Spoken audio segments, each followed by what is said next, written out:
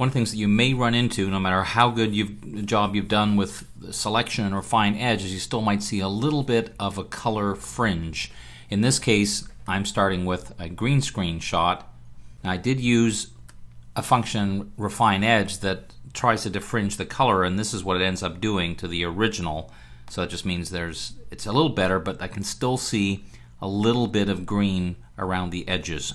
And I want to deal with that in a way that's fairly easy. Now this could be not just shot on a green screen, it could be any situation where you notice, for example, maybe on someone's hair, there's a bit of a reflection of the blue sky or whatever it might be, any kind of color situation. So let's get a little bit closer in here to deal with the problem.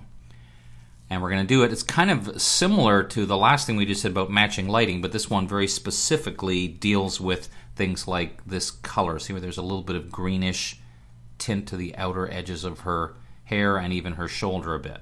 So the way we do it is this: new layer, pick a brush size that's partially on her hair and partially off. But the real trick to this is we're going to constantly be choosing a color from nearby. So for example, right here where I see green, I want to paint with these colors right here.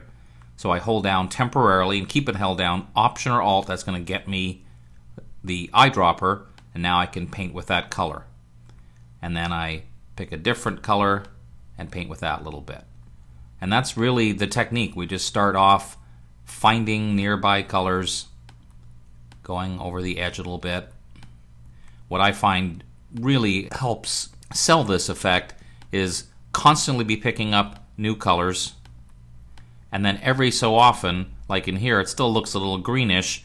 I'm going to pick a color that I know has no real green in it, and I'm going to lower the opacity. I just press 5 for 50%, and all I'm doing is just kind of mixing it up a bit, so there's just a range of different colors. So that's the theory. We go in and just kind of try and pick different colors that look appropriate and kind of match in a little bit. Over here on our arm, we do the same thing. I'm deliberately keeping the opacity a little lower here, and all I'm doing is every so often I'm pausing, holding down Option or Alt to pick up a color, and then painting. So down here, same thing. I might put the opacity back up a little bit for this one because it needs to be covered up just a little more. On her arm, same thing. Let's lower the opacity a bit and mix this up a little bit just so it doesn't look too obvious. Okay, maybe down here a bit.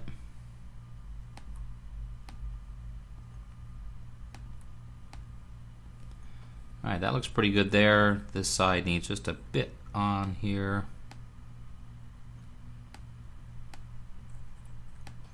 Now remember, it's going to look a little weird at first because it looks like I'm painting not only her arm but the background, because, well, I am, but temporarily.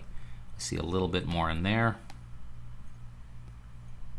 Okay, that looks pretty good, I think. I know you're saying, no it doesn't. It will. So the two tricks to this one is we do the same clipping mask, Option or Alt click between the two layers, so now at least it's only showing inside her hair. And in this case we change the blend mode to color. And look at the difference. Bit greenish, gone.